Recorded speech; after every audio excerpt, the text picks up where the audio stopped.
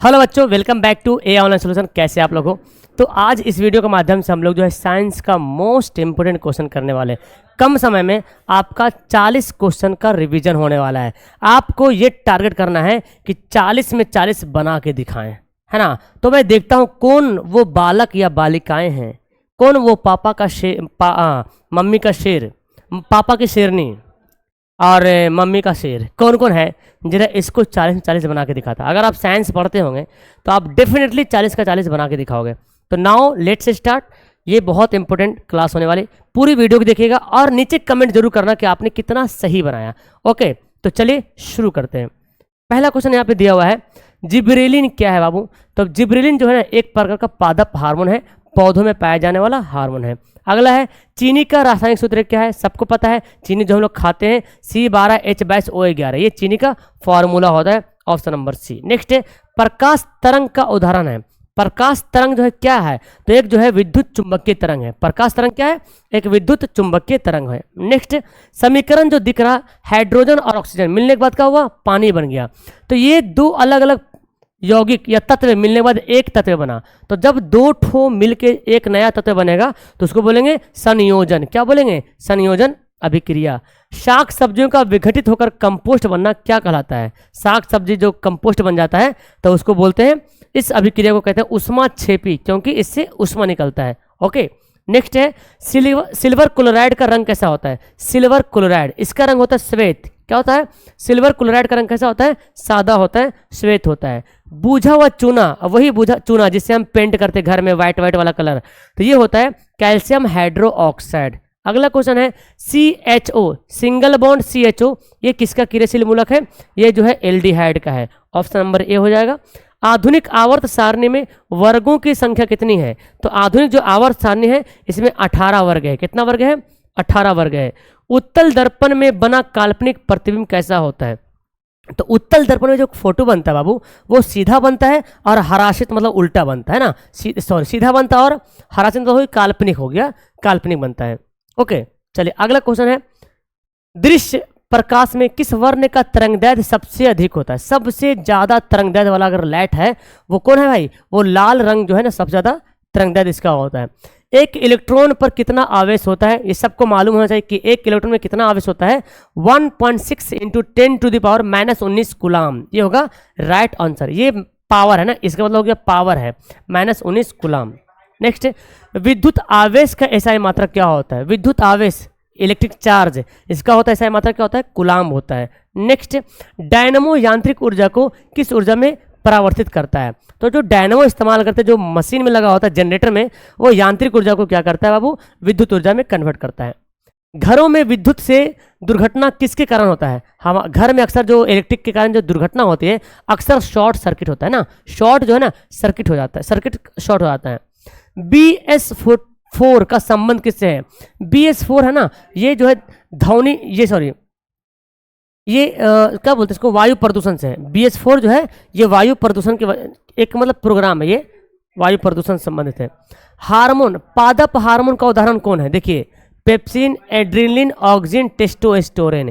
जैसे पौधा में पाए जाने वाला हार्मोन कौन है? ऑक्सिन है, जिब्रेलिन है, साइटोकाइनिन है, एब्सिसिक एसिड है, एथिलीन है। ओके, आपको याद होगा। नेक्स्ट, टेस्टोस्टेरोन स्रावित होता है। टेस्टोस्टेरोन कहाँ स्रावित होता है? तो टेस्टोस्टेरोन जो निकलता है वो विरसन से निकलता है ना, विरसन से टेस्टोस्टेरोन निकलता है। नेक्स्ट पढ़ते हैं, फूल का कौन सा भाग है जो फल में बदलता है? फूल का कौन सा भाग, जो हम लोग फल खाते हैं, एक्चुअली में वो क्या होता है बाबू? अंडाशय होता है। अगला क्वेश्चन है, पुष्प का नर भाग कौन है? फूल का जो नर भाग है ना, वो कौन है? तो बोलेंगे पुमंग। पुमंग जो है फूल का नर भाग है और जयंग जो है ये फूल का मादा भाग है। ओके, नेक्स्ट, वंशगत नियमों का प्रतिपादन किसने किया था? किसने बताया कि मानव का जो वंश के अनुसार चलते आ रहा है मानव, तो वंशगत नियमों का प्रतिपादन किया था ग्रेगर जॉन मेंडल। नेक्स्ट, मनुष्य के आहार नाल में अवशेषी अंग है। बेकार का अंग कौन है हमारे आहार नाल में? तो एक अंग है जो बेकार का है, जिसको बोलते हैं अपेंडिक्स, कहते हैं ना, अपेंडिक्स कहा जाता है। जिंक और कॉपर सल्फेट, तो जिंक जो है कॉपर से बहुत पावरफुल है, तो जिंक जो कॉपर को हटा देगा और खुद बन जाएगा जिंक सल्फेट। तो यहाँ पे विस्थापन हो रहा है, तो बोलेंगे विस्थापन अभिक्रिया। निम्न में से पीएच का कौन सा मान क्षारक विलयन को दर्शाता है? क्षार विलयन कौन होता है? जिसका पीएच मान 7 से अधिक होता है वो क्षार होता है। तो क्षार 7 से ज्यादा कौन है? तेरा ये क्षार हो जाएगा। और ये दोनों क्या हो जाएगा? अम्ल हो जाएगा। 7 हो जाएगा उदासीन। नेक्स्ट है, निम्न में से कौन अक्रिय गैस है? अक्रिय गैस मतलब जो किसी से क्रिया ना करे, अक्रिय गैस, निष्क्रिय गैस, जो किसी से क्रिया ना करे, तो कौन हो जाएगा यहाँ पर?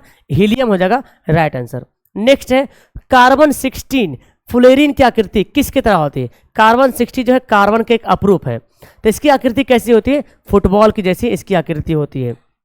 एसिटिक अम्ल का आयुपेशी नाम क्या है? एसिटिक अम्ल वही एसिटिक अम्ल है जो सिरका में पाया जाता है, इसका आयुपेशी नाम हो जाएगा एथेनोइक अम्ल। क्या हो जाएगा?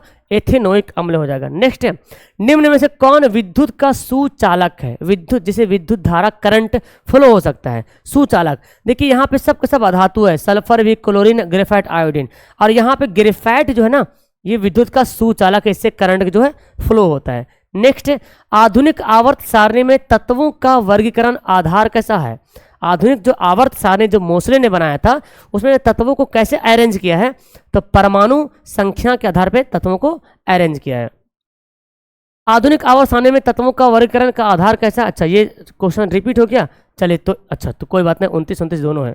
नहीं भाई वो 31, इसको 30 मानो, फिर एक क्वेश्चन आपके लिए बेनिफिट हो गया।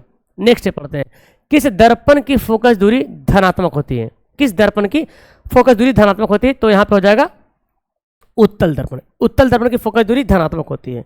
नेक्स्ट क्वेश्चन है, तालाब का जल कम गहरा दिखाई क्यों पड़ता है ना? देखते हैं तालाब एकदम कम गहरा है, छलांग मारते धड़ाक सा, पता चला कि तैरने नहीं आया, उसी में हम लोग एकदम अकबका रहे हैं।